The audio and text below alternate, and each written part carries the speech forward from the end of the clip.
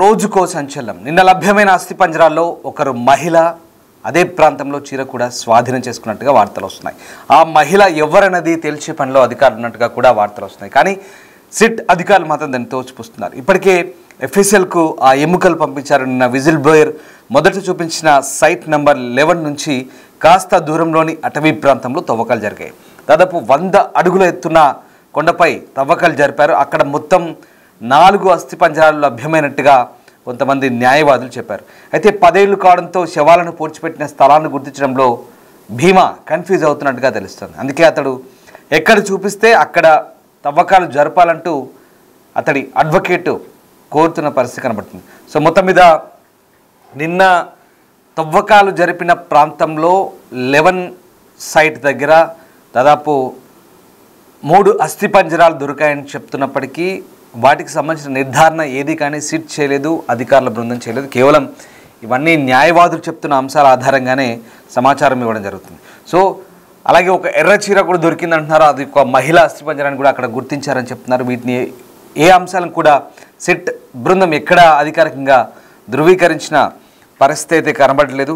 అయితే ఫిర్యాదుదారుల్లో ఒకరి తరపు న్యాయవాదులు నిన్న ఈ సైట్ 11A నుంచి కనీసం 3 మానవ అవశేషాలు కనుగొనబడ్డాయంటూ చెప్తున్నారు. సో నిటారుగా ఉన్న కొండపై తవ్వకాలు జరిపారు. అందులో ఒక స్త్రీ అవశేషం అని చెప్తున్నారు. అదే స్థలం నుంచి ఒక చీర కూడా స్వాధీనం చేసుకున్నట్లుగా చెప్పారు. సో ఆపరేషన్ సమయంలో అలాంటి అవశేషాలు ఏమీ కనుగొనబడలేదంటూ నిర్ధారించబడలేదంటూ ఉన్నత పోలీసు వర్గాలు మాత్రం ఆ వాదనను తోసిపుస్తున్నాయి. సో 2003లో అదృశ్యమైన వైద్య విద్యార్థిని అనన్య భట్ తల్లి సుజాత భట్ తరపు వాదిస్తున్న న్యాయవాది మంజునాథ్ సిట్ ప్రయత్నాలను ప్రశంసించారు. ఫిర్యాదుదారుడు భీమా జ్ఞాపకాల ఆధారంగా స్థానాన్ని సవరించడానికి అనుమతించే నిర్ణయాన్ని కూడా ఆయన సమర్థించిన పరిస్థితి కనబడుతుంది. సో మొత్తం మీద ఇప్పుడు ఉన్న పరిస్థితుల్లో వర్షం కూడా పడుతుంది, మరింత ఆటంకం ఎదురు అవుతున్న పరిస్థితి. కానీ ఆ విజిల్ బ్లోయర్ ఎవరైతే ఫిర్యాదుదారుడు చెప్పిన సమాచారం మేరకు తవ్వకాలు జరుపుతున్న ప్రాంతంలో అక్కడ కొన్ని అంశాలు వాళ్ళకు ఆధారాలుగా లభ్యమవుతున్నాయి. కానీ పూర్తి స్థాయిలో వాటి నిర్ధారణ ఇంకా ఏం చేయట్లేదు. అయితే అవి ఎప్పుడో దశాబ్దాల కాల కింద పాతిపెట్టినాయి కాబట్టి కేవలం అతను చెప్పినా అతను గుర్తుకొచ్చిన పాయింట్లే కాకుండా ఇంకా అతను ఎక్కడ చూపించినా అక్కడ తవ్వకాలు జరపాలంటూ అతని తరపు న్యాయవాది చెప్తున్న పరిస్థితి కనబడుతుంది. రైట్, మా ప్రతినిధి శివ జైన్ అవుతున్నారు. శివ, ధర్మస్థల్లో తవ్వకాలకు సంబంధించి ఇప్పుడు ఒక ట్విస్ట్ చోటు చేసుకుంది. ముఖ్యంగా అతను చెప్పిన స్థలంలో కాకుండా ఎక్కడ చూపించినా అక్కడ తవ్వకాలు జరపాలంటూ న్యాయవాదులు అతని తరపు అడ్వకేట్ అడుగుతున్నారు. అలాగే ఇంకొంతమంది లాయర్స్ కూడా అదే డిమాండ్ చేస్తున్నారు. సో సిట్ అధికారులు ఏ రకంగా స్పందిస్తున్నారు? సిట్ నుంచి అసలు ఏదైనా అధికారికంగా నిర్ధారణ చేస్తున్నారా? అత్యంత గోప్యంగా ఈ తవ్వకాలను చేపడుతుంది. ఈ ధర్మస్థలలో ఈ మృతదేహాల తవ్వకాలకు సంబంధించి రోజు సంచలనం అనేది వెలుగులోకి వస్తుంది. ఇక నిన్న అస్థిపంజరంలో ఒక మహిళ అస్థిపంజరం లభ్యమైనట్టుగా, అంటే నిన్న కొన్ని ఎముకలు లభించాయి. ఆ ఎముకలు మహిళవి అనేది కూడా ప్రధానంగా గుర్తించినట్లుగా కూడా తెలుస్తోంది. మరోవైపు దీనికి సంబంధించి అదే ప్రాంతంలో చీర కూడా వీళ్ళు సిట్ అధికారులు కానీ ఆ తవ్వకాలు చేపడుతున్న సిబ్బంది కానీ స్వాధీనం చేస్తున్నారు. ఆ మహిళ ఎవరన్నది తేల్చే పనిలో అధికారులు నిమగ్నమై ఉన్నారు. ఇప్పటికే కోసం వాళ్ళు టెస్ట్ విత్ ఎన్నికలు కూడా పంపించారు. నిన్న ఈ పారిశుద్ధ్య కార్మికుడు మొదట చూపించిన సైట్ నెంబర్ 11 నుంచి కాస్త దూరంలో అటవీ ప్రాంతంలో ప్రవర్తన చేపట్టారు. దాదాపు 100 అడుగుల ఉన్న కొండపై ఈ తవ్వకాలు కొనసాగుతున్నాయి. అక్కడ మొత్తం 4 అస్థిపంజరాలు లభ్యమయ్యాయి. 10 సంవత్సరాలు కావడంతో శవాలను పూడ్చిపెట్టిన స్థలాలను ఈ మాజీ పారిశుద్ధ్య కార్మికుడు గుర్తించడంలో భీమా కన్ఫ్యూజ్ అవుతున్నట్లు కూడా అధికారులు చెప్తున్నారు. మరోవైపు అతని లాయర్ కూడా అదే చెప్తున్న నేపథ్యంలో అందుకని అతను ఎక్కడికి వచ్చి అక్కడ తవ్వకాలు జరపాలంటూ కూడా అతని అడ్వకేట్ మంజునాథ్ చెప్తూ ఉన్నారు. మరోవైపు ఈ తవ్వకాలకు సంబంధించి 100కు పైగా శవాలను తానే పూడ్చిపెట్టాలని చెప్తూ ఉన్నప్పటికీ కూడా అసలు ఇప్పటి వరకు స్పష్టమైన ఆధారాలు అనేది దొరకడం లేదు.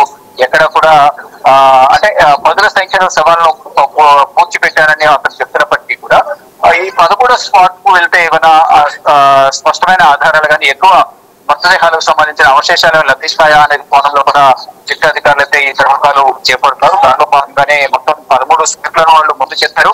ఇప్పటికీ 10 స్పాట్ల వరకు కూడా అంటే 10 స్పాట్ మొదట చూపించిన సైట్ నెంబర్ 11 నుంచి కాస్త దూరంలో అంటే ఇప్పటికే 11 స్పాట్లలో దాదాపు చేస్తారు. ఇంకా మిగిలిన 2 స్పాట్స్ ఉన్నాయి కాబట్టి ఆ 13 స్పాట్ లో ఏమైనా అతను చెప్పిన దాని ప్రకారం ఎక్కువ మృతదేహాలు అక్కడ పూడ్చిపెట్టారని చెప్పిన దాని ప్రకారం అక్కడ దొరుకుతాయా లేదా అనే కోణంలో కూడా శక్తి అధికారులు ఈ తవ్వకాలను చేపడుతున్నారు. చూడాలి ఏం జరగబోతుంది. ఆ 13 స్పాట్ కి ఎప్పటి వరకు వెళ్ళి తవ్వకాలు జరుగుతుందో కూడా చూడాలి. ఒకవైపు వర్షాలు పడుతూ ఉన్నాయి, మరోవైపు తవ్వకాలు జరుగుతూ ఉన్నాయి. ఇది ఎంతో ప్రతిష్టాత్మకంగా తీసుకుని శక్తి దర్యాప్తు బృందం తవ్వకాలను చేపడుతుంది. మరోవైపు గతం మిస్ అయ్యారు, కుటుంబ సభ్యులు కూడా వచ్చి పోలీసులకు ఫిర్యాదు చేస్తూ ఉన్నారు.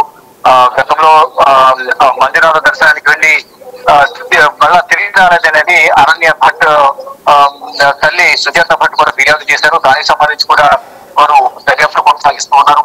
మొత్తంగా చూస్తే ఈ గతంలో 1998 నుంచి 2014 మధ్య చాలా ఘటనలు అక్కడ జరిగాయి అనేది కూడా అందరూ చెప్తూ ఉంటారు. ఈ నేపథ్యంలోనే అసలు వాస్తవా కాదా, జరిగిందే నిజమా కాదా అనే కోణంలో కూడా మొత్తం లోతైన దర్యాప్తు అయితే చేపడుతోంది. ఇటు పారిశుద్ధ్య కార్మికులు కూడా విచారిస్తున్న నేపథ్యంలో మరో పారిశుద్ధ్య కార్మికులకి ఇటు శిక్షణ బృందం అధికారుల నుంచి కూడా బెదిరింపులు వెళ్తున్నాయి. కేసు వాపసు తీసుకోవాలని, పక్షంలో చాలా ఇబ్బందులు ఎదుర్కొంటామని కూడా బెదిరిస్తున్నారు. దానికి సంబంధించి పారిశుద్ధ్య కార్మికుడి అడ్వకేట్ కూడా దీనికి సంబంధించి ఫిర్యాదు చేశారు. ఇప్పుడు దీనికి సంబంధించి కూడా కొంత మొత్తం చూసుకుంటే ఈ 13 స్పాట్లలో మృతదేహాలు ఎన్ని మృతదేహాలు ఉన్నాయి, ఆ మృతదేహాల అవశేషాలు దొరుకుతాయి లేదా ఏం జరగబోతుంది కూడా వేచి చూడాల్సి ఉంటుంది. Right, yes sir, thank you Shiva. So మొత్తం మీద సిట్ బృందం సాక్షి ఫిర్యాదుదారుని ధర్మస్థలంలోని నేత్రావతి స్నానఘాట్ సమీపంలోని హైవే పక్కన ఉన్న అడవిలోకి తీసుకెళ్లింది. సిట్తో పాటు దాదాపు 20 మంది కార్మికులు గాలింపు చర్యల కోసం వెళ్లారు. సంఘటనా స్థలానికి ఒక ఎక్స్కవేటర్ను కూడా రప్పించారు. సో ఫిర్యాదుదారైన ఇటు Puttur sub divisional officer Stella Varghese, అలాగే సిట్ ఎస్పీ జితేంద్ర దయామ ఇతర అధికారుల ముందు ఫోరెన్సిక్ నిపుణులతో కలిసి ఆ ఫిర్యాదుదారుడు కూడా అడవులకు వెళ్ళాడు. సో ఈ రకంగా దాదాపు నిన్నటి వరకు కూడా 10 చోట్ల పూర్తిస్థాయి శోధన చేశారు. ఆ ప్రాంతం అంతా కూడా గాలించారు. ఇక 11వ ప్రదేశానికి 100 మీటర్ల దూరంలో నేలపై ఒక మృతదేహ అవశేషాలతో కనుగొనబడ్డట్టుగా నిన్న చెప్తున్నారు. సో ఇవాళ 7వ రోజు తవ్వుతున్నారు 11వ ప్రదేశాన్ని. ఇది హైవే నుంచి దాదాపు 20 మీటర్ల దూరంలో అడవి లోపల ఉన్నట్టుగా చెప్తున్నారు. సో నేత్రావతి నది సమీపంలో తవ్విన తవ్వకాల్లో ఒక వ్యక్తి మృతదేహం అయితే కనుగొనబడ్డట్టుగా చెప్తున్నారు. సో ఇంకా ఆనవాళ్ళకు సంబంధించి అయితే ఎట్లాంటి ఆధారాలు అయితే లభ్యం కాలేదు. సో ప్రస్తుతానికి అంటే ఈ ఏదైతే ఆ తవ్వకాలు జరుగుతున్నాయో ఆ ప్రాంతం బయటికి కనిపించకుండా ఉండడానికి రోడ్డు పక్కన ఆకుపచ్చ కట్టెన్ ఏర్పాటు చేసి మరి ఆ తవ్వకాలు జరుపుతున్నారు. సో ఇవాళ జరుపుతున్న తవ్వకాలకు సంబంధించి ఇంకా పూర్తి స్థాయి సమాచారం అయితే అందాల్సింది. అయితే ఆ వ్యక్తి ఇచ్చిన సమాచారం మేరకు ప్రస్తుతం ఈ రహస్య ఖననాలకు సంబంధించిన అంశాలు నిజంగా బయటపడబోతున్నాయా, ఏం జరగబోతుందని మాత్రం ప్రస్తుతం ఉత్కంఠ రేపుతోంది. రాష్ట్ర వ్యాప్తంగా సంచలనం రేపిన ధర్మస్థల సామూహిక ఖననాల కేసు దర్యాప్తులో అయితే ఇది కీలక పరిణామం చెప్పుకోవచ్చు. ప్రత్యేక దర్యాప్తు బృందం నిన్న జరిపిన తవ్వకాల్లో ఒక అస్థిపంజరం, ఒక చీర అయితే బయటపడింది. సో ఆ రకంగా 11వ నంబర్ ప్రదేశంలో వీటిని కనుగొన్నారు. అయితే ఇప్పుడు ఒక కీలక మలుపు, కేవలం సాక్షి చెప్తున్న అంశాల ఆధారంగా, అంటే ఇది చాలా సంవత్సరాలైంది, కేవలం అతను చూపించిన ప్రదేశాలు కాకుండా ఎక్కడెక్కడైనా వేరే వేరే ప్రాంతాల్లో ఇంకా పూడ్చిపెట్టడం లాంటివి జరుగుండొచ్చు. ఎందుకంటే అది గుర్తుండకపోవచ్చు. బహుశా ఒకే చోట కాకుండా ఆయా ప్రదేశాల్లో ఆ నేత్రావతి నది ఒడ్డున కావచ్చు, హైవే పక్కన కావచ్చు, తాను చాలా శవాల్ని, వందలాది శవాల్ని, ఒకటి కాదు రెండు కాదు వందలాది శవాల్ని పూడ్చిపెట్టానని చెప్తున్న సందర్భంలో సంవత్సరాలు గడిచింది కాబట్టి బహుశా అతను మర్చిపోయి ఉండొచ్చు, లేదా ఆ ప్రాంతాల్లో మార్పులు చేర్పులు చోటు చేసుకుండొచ్చు. అంటే వర్షాలకు లేదా మట్టిలో అవన్నీ ఎముకలు కరిగిపోవడము, రకరకాల కారణాల వల్ల తేడాలు రావచ్చు. సో అతను ఎక్కడ డౌట్ వస్తే ఎక్కడ చూపిస్తే అక్కడ తవ్వండి అంటూ అడ్వకేట్స్ కూడా ఇప్పుడు ఆ సిట్ బృందాన్ని కోరుతున్న పరిస్థితి. అదే కనుక జరిగితే ధర్మస్థల్లో ఇంకా అనేక అంశాలు బయటపడతాయంటూ అడ్వకేట్స్ కూడా వాదిస్తున్నారు. సో నిన్న ఒక అస్థిపంజరం, ఒక చీర దొరికిన తర్వాత ఇక ఆ ప్రాంతంలో అది చీర ఎవరిది, అసలు ఏంటి, అక్కడ ఒక మహిళా అస్థిపంజరమా ఏంటి అనే కోణంలో ప్రస్తుతం ఆరా తీస్తున్నారు. ఇప్పటికే ఎఫ్ఎస్ఎల్కి అయితే ఆ ఎముకలు పంపిస్తున్నారు. సో ఆ రకంగా నిన్నటి నుంచి కూడా చాలా కీలకమైన ఆధారాలు, ఇది ఒక కీలక మలుపు తిరిగే అవకాశాలు అయితే కనిపిస్తున్నాయి. అటవీ ప్రాంతంలో తవ్వకాలు అయితే చాలా సీరియస్గా జరుపుతున్నారు. సో దాదాపు 100 అడుగుల ఎత్తున్న కొండపై కూడా తవ్వకాలు జరుపుతున్నారు. మొత్తం 4 అస్థిపంజరాలు దొరికినట్టుగా చెప్తున్నారు. కానీ సిట్ అధికారులు మాత్రం వీటికి సంబంధించిన నిర్ధారణ ఏది చేయని పరిస్థితి కనబడుతోంది. సో స్థలాన్ని గుర్తించడంలో ఆ భీమా అనే వ్యక్తి ఎవరైతే సాక్షి ఉన్నాడో అతను కొంత కన్ఫ్యూజన్కి గురవుతున్నాడో ఆ కన్ఫ్యూజన్లో భాగంగానే పూర్తి స్థాయిలో సరైన నిర్ధారణ చేయట్లేదు అతను కూడా అని చెప్తున్నారు. సో మీరు చూస్తున్న దృశ్యాలు అటవీ ప్రాంతంలో జరుగుతున్న తవ్వకాలకు సంబంధించి బయటికి కనబడకుండా కర్టెన్ ఒకటి కట్టినారు, ఆకుపచ్చని కర్టెన్, చాలా గోప్యంగా వివరిస్తున్నట్టుగా మనకు అర్థమవుతుంది. సో మొత్తం మీద ధర్మస్థలకు సంబంధించి ఈ సామూహిక ఖననాల కేసులో తవ్వకాలు అయితే కంటిన్యూ అవుతున్నాయి. ఇవాళ 7వ రోజు. సో ఇక్కడ రెవెన్యూ ఇతర శాఖ అధికారులు సిబ్బంది కొంత అందుబాటులో లేకపోవడంతో నిన్న తవ్వకాలు అయితే నిలిపివేశారు. తర్వాత మళ్ళీ తవ్వకాలు ప్రారంభించారు. అయితే ఇక 10 ఏళ్ల క్రితం ధర్మస్థల గ్రామంలో అనేక మంది మహిళల మృతదేహాలను అధికారులు ఇతర బలవంతంతో తాను ఖననం చేసినట్లు పారిశుద్ధ్య కార్మికులు ఇచ్చిన ఫిర్యాదుతో ఇప్పుడు పెద్ద సంచలనంగా మారింది. సో 19వ తేదీన గత నెల ప్రభుత్వం సిట్ను ఏర్పాటు చేసింది. సో ఇప్పటివరకైతే 11 ప్రాంతాల్లో 7వ రోజు గాలింపు జరుగుతుంది. ఇంకా ఒకసారి భద్రత చూడండి, ఎంతమంది పోలీసు అధికారులు ఉన్నారు, సాయుధులైన పోలీసులు పహారా కాస్తున్నారు, పెద్ద పెద్ద గన్స్తో అక్కడ ప్రాంతం అంతా కూడా వాళ్ళంతా స్వాధీనం చేసుకున్నారు. అక్కడ ఎవరిని రానివ్వకుండా, ఎవరిని అటువైపు దరిదాపులు రానివ్వకుండా జరుగుతుంది. ఈ ప్రాంతం అంతా శోధన జరుగుతుంది. సిట్ బృందంలో చాలామంది ఉన్నారు, రెవెన్యూ ఉన్నారు, అటవీ శాఖ అధికారులు ఉన్నారు, ఫోరెన్సిక్ ఉన్నారు, మెడికల్ బృందాలు ఉన్నాయి. అంతమంది తీవ్రంగా శ్రమిస్తున్నారు. సో ఆ రకంగా ఇంకా ఏమైనా చూడండి, ఆ బ్లూ డ్రెస్లో ఫోరెన్సిక్ బృందాలు అవన్నీ కూడా ల్యాబ్ సంబంధించినటువంటి వ్యక్తులు, ఫోరెన్సిక్ ల్యాబ్ సంబంధించిన టెక్నీషియన్స్ వాళ్ళంతా కూడా, అలాగే రెవెన్యూ అధికారులు ఉన్నారు, పోలీసు ఉన్నారు, మెడికల్ టీమ్స్ ఉన్నాయి, చాలామంది. ఇదిగో ఈ బ్లాక్ డ్రెస్లో పోతున్నాడు సాక్షి, అతనే ఇచ్చిన ఫిర్యాదు ఇది. దాంతో ఇప్పుడు శోధన జరుగుతుంది. మొత్తం మీద అతను మళ్ళీ సిట్ ఇప్పుడు రోజంతా తవ్వకాలు జరపాలి. తిరిగి రోజంతా తవ్వకాలు జరిపిన తర్వాత అక్కడ ఏమేమి దొరికినాయి వాటన్నిటిని కూడా ల్యాబ్స్కు పంపించాలి. తర్వాత బెల్తంగడి ప్రాంతంలో ఉన్న సిట్ ఆఫీస్కి రావాలి ఈ వ్యక్తి కూడా, ఫిర్యాదు చేసిన వ్యక్తి.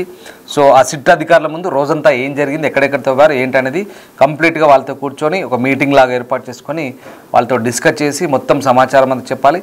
వీళ్ళంతా కూడా అతన్ని ఇంట్రాగేషన్ చేస్తారు, మళ్ళీ క్రాస్ చెక్ చేస్తారు, క్రాస్ ఎగ్జామినేషన్ చేస్తున్నారు. సో 7 రోజులుగా ఇదంతా జరుగుతుంది. ఇంకా ఎన్ని రోజుల పాటు తవ్వకాలు జరుగుతాయి, ఇంకా ఏమేమి లభ్యమవుతామనేది చూడాలి. సో మొత్తం మీద అయితే ఒక సంచలనంగా అని చెప్పాలి. దేశంలో ఎప్పుడు ఇలాంటి ఘటనలు, ఇలాంటి తవ్వకాలు, శవాల గురించి ఈ తవ్వకాలు, పరిశోధన, శోధన ఇంత సీరియస్గా ఇన్ని విభాగాల అధికారులు ఈ దేశంలో ఇప్పటివరకు ఏ కేసులో ఇలా జరగలేదు. బహుశా ఇది మొదటిసారని చెప్పవచ్చు. సో అంతటి సంచలనం కలిగిన, అంతటి ప్రాధాన్యత కలిగిన కేసుగా దీనికి ఇప్పుడు కర్ణాటక ప్రభుత్వం భావిస్తుంది. సిట్ అయితే ఏర్పాటు చేసి వాళ్ళ పనిని చాలా వేగవంతంగా కొనసాగిస్తున్నారు. చూడాలి దర్యాప్తులో ఇంకా ఎలాంటి అంశాలు బయటపడతాయి, ఇంకా ఎలాంటి ట్విస్టులు చోటు చేసుకుంటాయని మాత్రం వేచి చూడాల్సిందే.